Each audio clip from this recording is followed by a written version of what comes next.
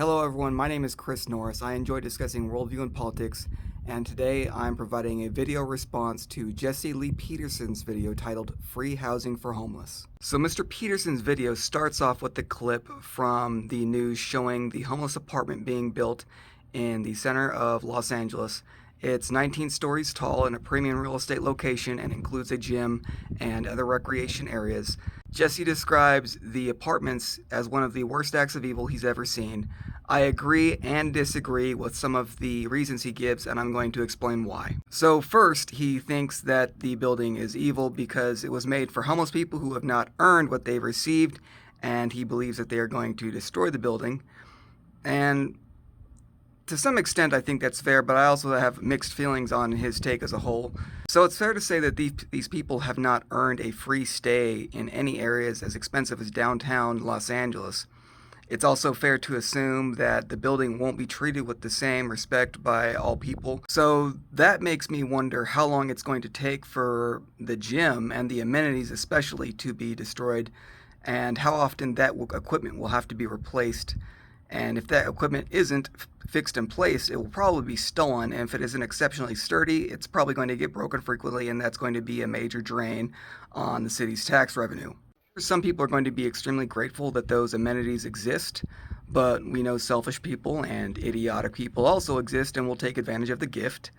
I also think that there are reasonable concerns that free housing may motivate people who are already abusing the system to try and turn this place into another entitlement. Now, on the other hand, there has to be a place where homeless people are allowed to exist. And for some reason, whenever I talk to people about this kind of issue, they all seem to think that the place for the homeless is outside of their neighborhood. They should go to somebody else's. Well, where are they supposed to go?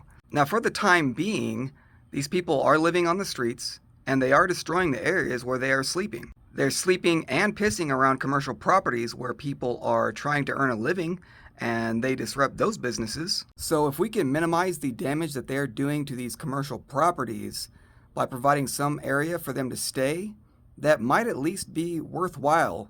Jail is far from free housing. One way or another, society is going to pay if we attempt to make being homeless illegal. You think throwing them in jail is going to make them motivated to become more productive citizens? I have 4 distant family members who have spent most of their life in jail, partially because they're dependent on it. Now, at the end of the day, we need some solution to the homeless problem, and whining doesn't help. We cannot start throwing people in jail for being homeless in areas where we don't want them around. And some of you are probably thinking right now, well, why not?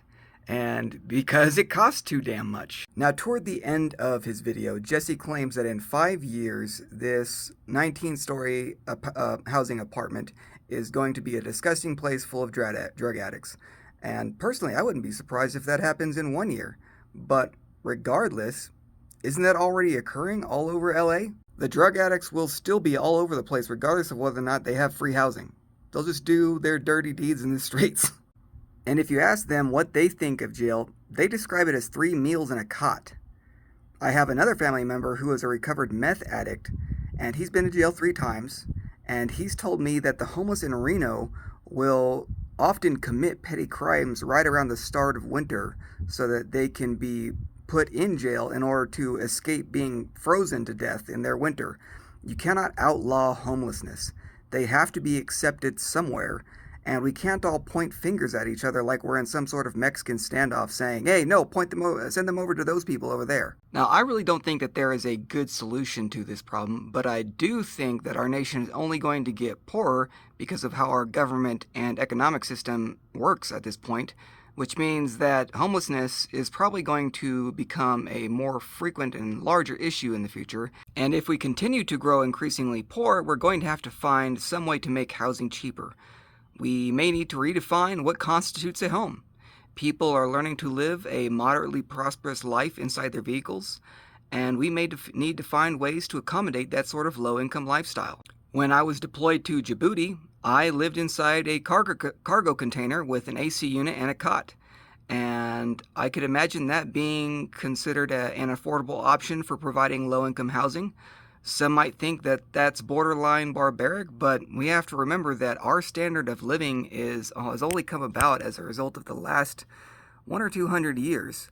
Most humans have lived in places without air conditioning, without any way to seal out the bugs and pests, and with minimal protection from natural disasters. Even a modern tent is better in some ways than the kind of ancient housing that humans lived with for thousands of years. This is obviously a complex topic, and I don't claim to have all the answers, but if you have any thoughts that you'd like to add, please comment below and subscribe.